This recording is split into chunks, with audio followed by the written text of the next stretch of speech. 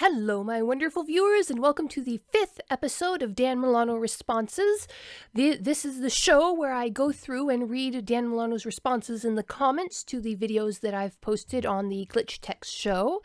And he just drops a lot of really good information for creators, no matter if you're writing a book or making a movie or writing a cartoon show.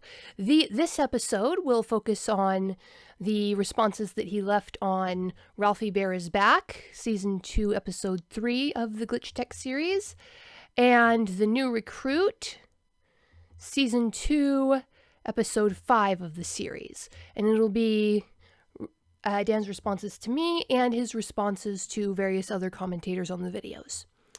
So, now, this is starting out with Ralphie Bear is Back, which I titled my video of it, A Villain for Five's Origin Story, Foreshadowing.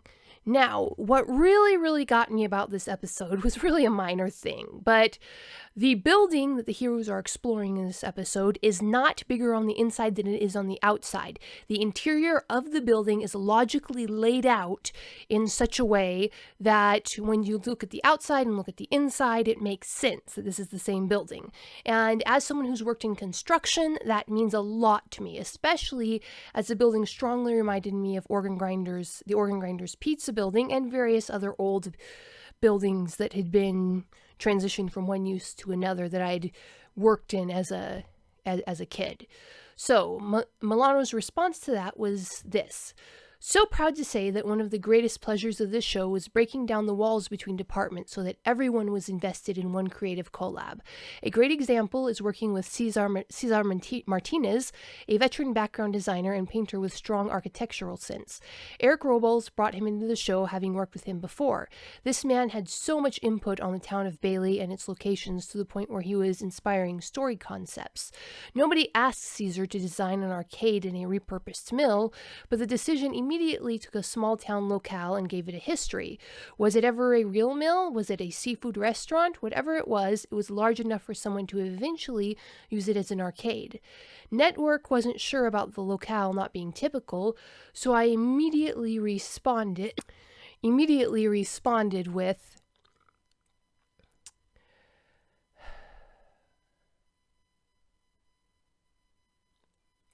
facts about how most modern pinball arcades exist in high-ceilinged areas for ventilation and long-term care, and how such a space is usually a warehouse or other unusually large structure.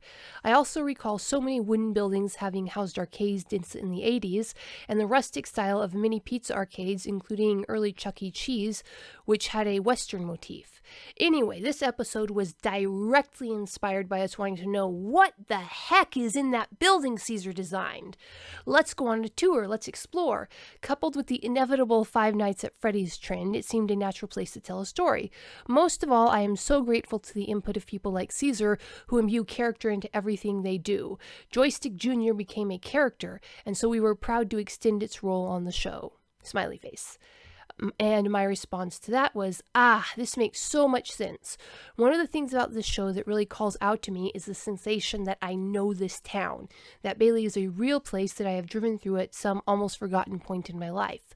Another thing that really intrigued me about Joystick Jr. especially was the fact that my dad was a contractor who specialized in renovating historic buildings, and I spent a good part of my younger life crawling around helping him with his work.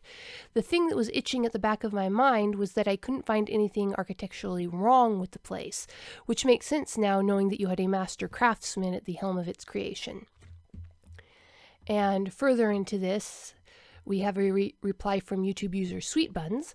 I think there was a theory that stated when the glitches manifested, all the damage they caused was kind of like a projection and it didn't really affect real-life objects. That would explain why they can repair the damage easily with their gauntlets. Even if I want to believe it, this theory has some inconsistencies in it. I really enjoyed this episode and will be looking forward on rewatching it again.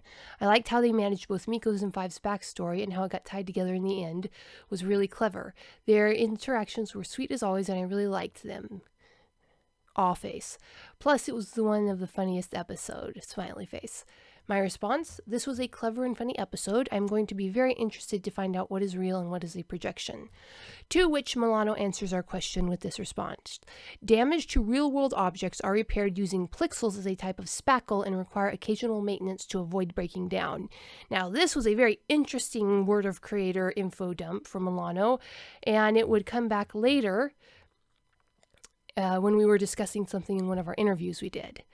So, the next response comes from my video on the new Recruit Glitch Check Season 2, Episode 5, Gamer Logic Leaves More Questions Than Answers. And in this video, I noted how it really let some of Mitch's more positive aspects shine. And kind of unexpectedly, almost as at a twist at the end, where Mitch does something that, even if he has ulterior motives, does seem to be very honorable. And I mentioned that Mitch seems to have a code, and as long as the other glitch checks live up to this code, he doesn't hesitate to praise them or promote them. And Milano's response was this: Mitch definitely has a code and a standard, and when others meet it, he will acknowledge it. Mitch does not have a ton of respect for people, but he respects the game, as in literal games and the concept of being a glitch tech. Mitch feels his single-minded dedication to his gaming is the key to his success. He can put value on others, but ultimately sees others less committed than himself as inferior.